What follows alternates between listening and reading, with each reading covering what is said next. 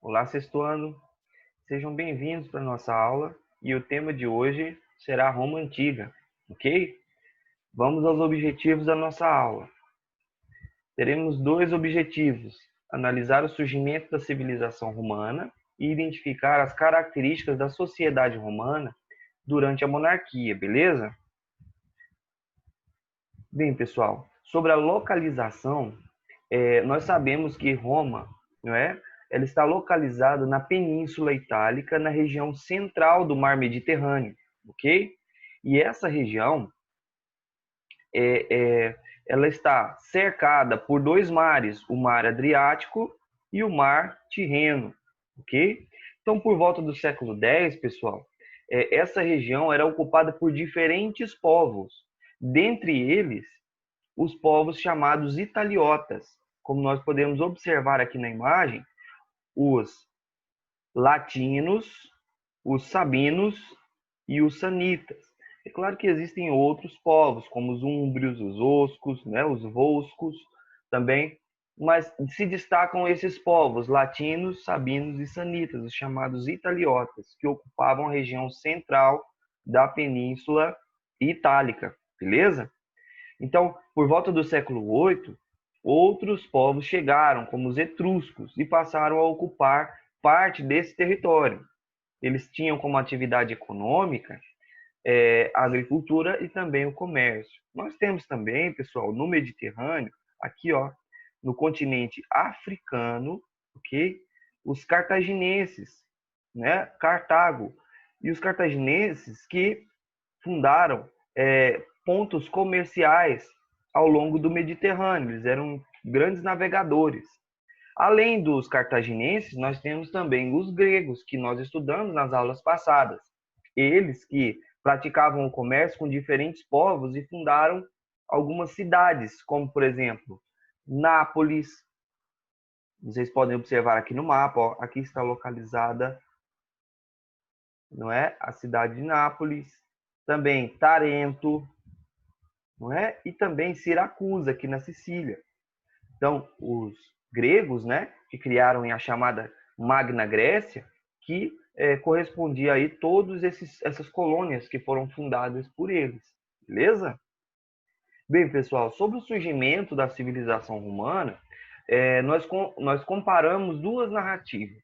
A primeira é a narrativa mitológica, o mito de fundação. Nós vimos nas aulas passadas que as sociedades antigas, todas elas têm os seus mitos fundadores, ou seja, uma forma de explicar, através de uma narrativa mitológica, o surgimento da sociedade, o surgimento da humanidade, ou o surgimento do universo. Então, essas narrativas, elas têm a função de explicar, não é, como surgiu uma determinada civilização, um determinado povo, o universo, a humanidade, então ela tem essa função. No caso de Roma, da Roma Antiga, a narrativa mitológica, elas se encontram na obra Eneida, do poeta Virgílio, não é? E segundo ele, segundo essa narrativa, os romanos eles são descendentes de um herói troiano chamado Enéas, que fugiu para a Península Itálica depois da destruição de Troia na guerra contra os gregos, por volta aí de 1400 a.C. Então, segundo essa narrativa, não é? Os irmãos Rômulo e Remo, irmãos gêmeos, descendentes aí desse herói Enéas, eles foram jogados às margens do rio Tibre, um importante rio que corta a Península Itálica, e por ordem de um usurpador do trono chamado Amulho. Então, essas duas crianças que foram jogadas aí às margens do rio Tibre, elas foram aí amamentadas por uma loba e depois, posteriormente, né, foram cuidadas por um camponês. Então, de acordo com o texto, com a narrativa, esses dois irmãos eles voltaram para se vingar, não é, do usurpador do trono, do Amulho, e também tiveram a missão de fundar Roma, a cidade de Roma. Não é isso? Só que o Rômulo, após algumas discussões e desentendimentos com seu irmão, acabou assassinando Remo e se tornou o primeiro rei de Roma. Então, essa imagem aqui ela representa aí o mito fundador de Roma, a loba amamentando duas crianças, ok? Beleza? Então, mito fundador. Pessoal, essa narrativa, ela tem uma preocupação com a verdade? Não. Ela tem uma preocupação em criar um cenário fictício, que não está relacionado à mentira, tá? Que fique bem claro. Ela não é uma narrativa falsa. Ela é uma outra forma de explicar o surgimento da civilização romana. Beleza? Bem, a divisão tradicional da história de Roma, ela se divide em três, a história tradicional da civilização romana, a partir de três regimes políticos. Então, pessoal, isso significa que o critério para se dividir a história tradicional de Roma é um critério sociopolítico, ok? Por quê? Porque os historiadores escolheram os regimes políticos que Roma teve ao longo de sua história, como, por exemplo, a monarquia, não é? Entre 753, não é? O período de fundação de Roma. Então, o primeiro regime político romano era uma monarquia, ou seja, o governo de um rei, até 509 antes de Cristo. Já o segundo regime político foi a república, período republicano, de 509 até 27 antes de Cristo. E, por último, nós temos o Império Romano, tá? O período imperial, que vai de 27 antes de Cristo até 476 depois de Cristo. OK? Beleza? Então, pessoal, vejam, a divisão da história de Roma se divide em três: monarquia, república e império. OK? Beleza? Bem, outra explicação sobre o surgimento da cidade de Roma, não é? Nós temos uma outra explicação que não é a mitológica, mas a histórica, não é isso? Então, a cidade de Roma, ela foi fundada em 753, período em que se inicia a monarquia, a partir de um processo de unificação das aldeias latinas e sabinas, ok? Essas aldeias que ficavam às margens do rio Tibre. Vamos voltar lá no nosso mapa e dar uma olhadinha nisso? Olha só, aqui, pessoal, ó, nós temos o rio Tibre, lá onde a narrativa mitológica conta que os irmãos Rômulo e Remo foram jogados. Então aqui, ó, um importante rio, o rio Tibre, não é? Aqui nós temos a cidade de Roma, e aqui nós temos os povos latinos que viviam em aldeias. E aqui os sabinos, pessoal. Então, olha só, o que nossa imagem lá está dizendo? Está dizendo que a sociedade romana ela foi formada por um processo de unificação. Essas aldeias elas começaram a se juntar umas com as outras. Claro que num processo bem violento, através de guerras entre esses povos, há uma concentração do poder, um poder que estava descentralizado nas aldeias, uma organização de aldeias, mas agora passa a centralizar o poder através de um processo de unificação dessas aldeias, beleza? E o que favoreceu aí o surgimento da civilização romana no que diz respeito no que diz respeito aí às condições geográficas, não é isso? Então, olha só, nós temos em primeiro lugar a fertilidade do solo, nós temos o rio Tibre, não é isso? E temos também a navegação, as condições de navegabilidade, que são através do rio Tibre e também do mar Tirreno. E também, pessoal, assim como as cidades-estado gregas, um relevo montanhoso que servia como uma defesa natural, uma barreira natural para essas aldeias. Então, durante o processo de expansão, não é? Os gregos ocuparam essa região entre 700 e 500 a.C. Só que, posteriormente, os povos que nós falamos anteriormente, os etruscos, eles conquistaram e dominaram Roma entre 600 e 509 a.C., beleza? Pessoal, a sociedade romana, como essa sociedade se organiza durante o período monárquico? Aqui, ó, nós temos alguns grupos sociais, né, que compõem a sociedade romana, ok? Bem, nós temos em primeiro lugar o rei, não é isso? O rei está no topo, ele não aparece aqui na nossa pirâmide, mas ele é o governante que está aí no topo da sociedade romana. Em seguida, pessoal, nós temos os patrícios. Já já nós vamos ver as características desse grupo social aí, que, como vocês podem ver na pirâmide aqui, é uma minoria. Depois, pessoal, nós temos os clientes. E, em seguida, nós temos os plebeus, ok? Que são os trabalhadores, não é? Os comerciantes, os artesãos, a grande massa da população. E depois nós temos aqui os escravos, beleza? Tranquilo? Mas vamos nos concentrar agora no rei e nas instituições que auxiliam o rei, ok?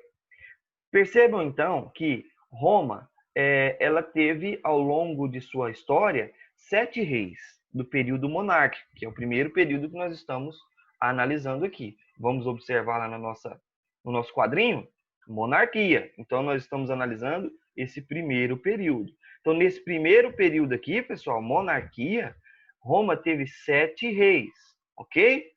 Dentre os quais os 4 primeiros reis eram sabinos e os 3 últimos eram reis etruscos. Aquele povo que chegou posteriormente e acabou conquistando aí os territórios na Península Itálica. Bem, o rei, ele é considerado o governante, chefe militar e o líder político, além de ter muito prestígio, né? E também ser um líder religioso e jurídico. Isso significa que ele tinha o poder de criar as leis, de nomear funcionários, criar cargos públicos, nomear pessoas para executar esses cargos públicos. Então, o rei ele é a autoridade maior aí na sociedade romana no período monárquico, ok? E temos também outros órgãos políticos que ajudam, que auxiliam o rei, mas também que fiscalizam o seu trabalho, como, por exemplo, o Senado, que é o conselho formado pelos cidadãos mais anciãos da sociedade, não é? Somente os cidadãos, ou seja, somente patrícios, não é? Anciãos poderiam fazer parte, poderiam compor o Senado, não é? E eles eram responsáveis pela chefia de suas famílias.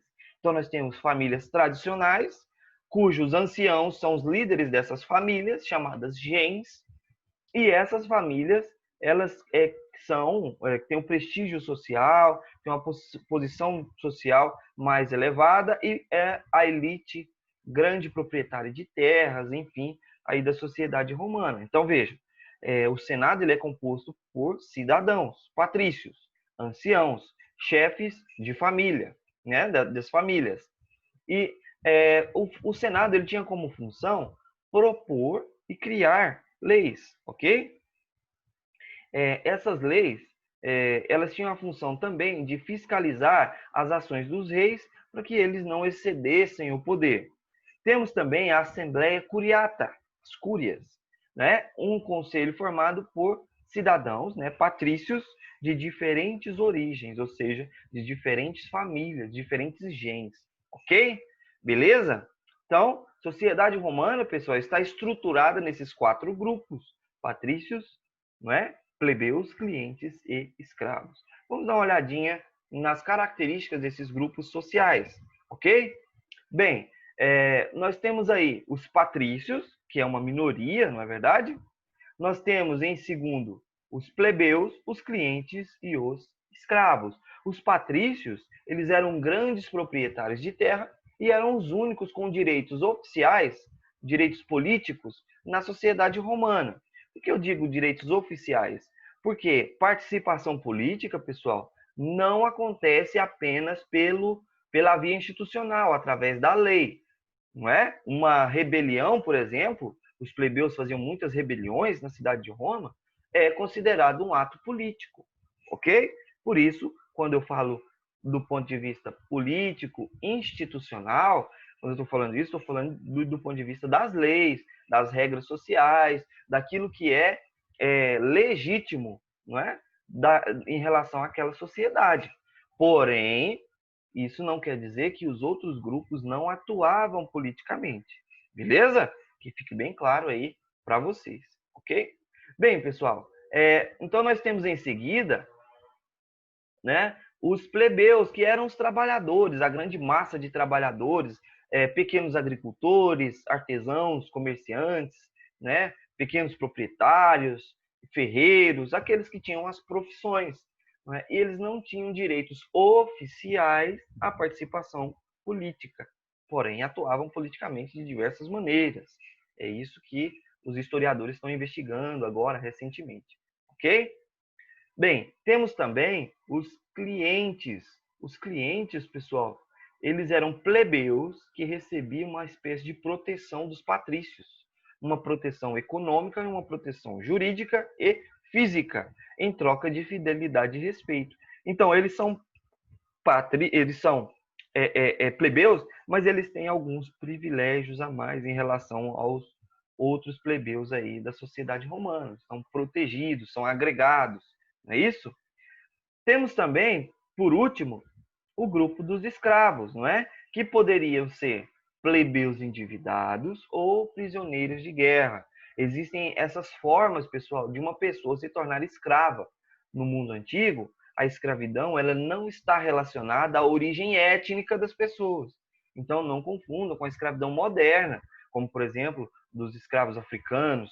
Nada disso. Uma pessoa livre que contraísse uma dívida e não conseguisse pagar, ela se tornava escrava, independente da sua cor, da sua origem étnica, ok? Desde que ela não pagasse a sua dívida, ela se tornava uma escrava. Ou também um prisioneiro de guerra. Caso entrasse em guerra, os romanos entrassem em guerra com outros povos, eles acabavam aí trazendo prisioneiros de guerra como escravos, ok? Então, o escravo, ele tem esse significado de uma coisa, um bem material. Né? Ele é uma propriedade de um senhor aí, ok? De um patrício. Beleza? Bem, pessoal, para que fique bem claro para vocês, organização social da sociedade romana durante a monarquia, beleza? Que vai aí, como nós vimos, de 753 a 509. Vimos aí as condições geográficas que favoreceram o surgimento da civilização romana, não é? Solo fértil, boa navegação, relevo montanhoso. Temos também a organização sociopolítica da sociedade romana, né? Patrícios, plebeus, clientes e escravos. Temos aí a figura do rei, que é chave, né? Monarquia, governo de uma só pessoa. Nesse caso aí, o rei, os órgãos que auxiliavam ele, o Senado e a Assembleia Curiata. Beleza? Então, pessoal, vamos agora fazer a nossa correção da atividade lá na página 292. Peguem a apostila de vocês e vamos fazer a nossa correção, ok? Eu vou compartilhar agora a tela para que nós possamos aí visualizar o nosso exercício. Beleza? Bem, pessoal, nesse exercício aqui, lá da página 292, diz assim, ó, complete as lacunas com as palavras abaixo. Então, eu vou relacionar a palavra com o contexto e vou identificar aí a palavra correta no espaço correspondente, beleza? E diz assim, ó, o texto diz assim, em Atenas, os comerciantes, artesãos e pequenos proprietários de terra, chamados de na cidade de Atenas. A elite ateniense, pessoal, é formada por quem? Pelos eupátridas. Então, na letra A, vocês vão completar aqui, ó, colocando aí eupátridas, ok? Eupátridas. Não podiam, eram chamados eupátridas. Georgóis, desculpe, pessoal. Georgóis, os comerciantes, né? Aí em Atenas, os comerciantes, artesãos e pequenos proprietários de terra são chamados de georgóis, são os comerciantes. Ok? Confundi aqui. Os georgóis são os comerciantes, tá bom? Então é o último quadrinho aqui. Acabei me confundindo. Georgói. Letra A, georgói, beleza? Então vamos lá. Bem, na letra B, nós temos aqui no porto de Pireu, os atenienses estabeleceram contato com outros povos, entre eles os fenícios, não é isso? E também outro povo que aparece aqui são os egípcios, beleza? Então, aqui nós temos os egípcios. Então, vocês vão colocar aqui na letra B, egípcios e babilônicos, né? Egípcios. Os egípcios foram um povo aí que entrou em contato com os comerciantes atenienses, beleza? Também, letra C, denominados aristocratas, agora sim, né? Os eupátridas, não é isso? Agora sim, eupátridas. Os eupátridas eram inicialmente o único grupo que podia exercer a participação política em Atenas. Agora sim, né, galerinha? Agora tá correto. Eupátridas, beleza? Formam a aristocracia ateniense, beleza?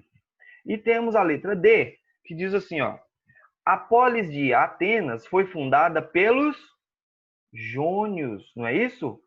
Os jônios são os fundadores de Atenas, por volta do século 10 a.C. Ok? Letra E. Uma das reformas políticas realizadas por Solon foi o fim da escravidão, não é? Escravidão por dívida. Escravidão por dívida, não é isso? Solon pôs fim na escravidão por dívida, ok? Então nós temos aí no nosso item, o item letra A, georgoi, letra B, egípcios, letra C, eupátridas, letra D, jônios e letra E, escravidão, ok? Número 2, exercício aí número 2, marque um X na alternativa que completa corretamente a frase abaixo. A Revolução Hoplítica. Lembra dos hoplitas, dos guerreiros? Então, o que foi a Revolução Hoplítica? Um movimento liderado pelos eupátridas, pelo direito exclusivo à participação política? Claro que não, não é? Os eupátridas formavam aí a elite do exército ateniense. Letra B. Foi uma revolta dos guerreiros atenienses contra o domínio político da aristocracia? Claro que sim. Vocês vão marcar aqui, vocês vão marcar um X aqui, ó. Beleza? Na letra B. Vou marcar um X aí. Beleza? Foi um movimento liderado pelos guerreiros espartanos? Claro que não, né, pessoal? São os atenienses. Para a emancipação de Esparta, está muito errada essa questão da letra C. Ok? E agora, nós temos aí a questão número 3. Explique as mudanças promovidas pelas reformas de Péricles na cidade de Atenas. Então vamos lá, pessoal. Cidade de Atenas, nós temos algumas reformas, né, que o Péricles acabou aí realizando. Então a gente pode colocar da seguinte maneira: as reformas de Péricles, não é, promoveram diversas mudanças. Entre elas, a criação da... Vou colocar na outra linha aqui. A criação da mistoforia. Mistoforia, não é? Que era o quê?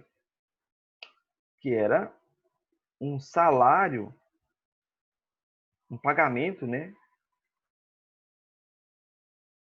Para pessoas que se dedicavam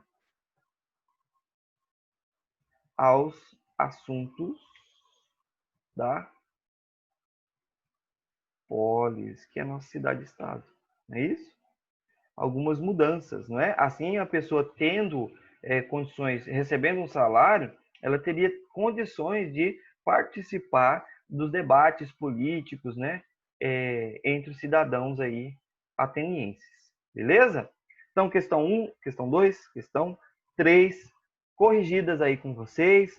Muito obrigado. pela participação de todos. Obrigado por acompanhar as nossas aulas, tanto as aulas ao vivo, pelo Zoom, quanto as aulas que nós subimos aí para o nosso canal. Um forte abraço para vocês, continuem firmes nos estudos e até a nossa próxima aula.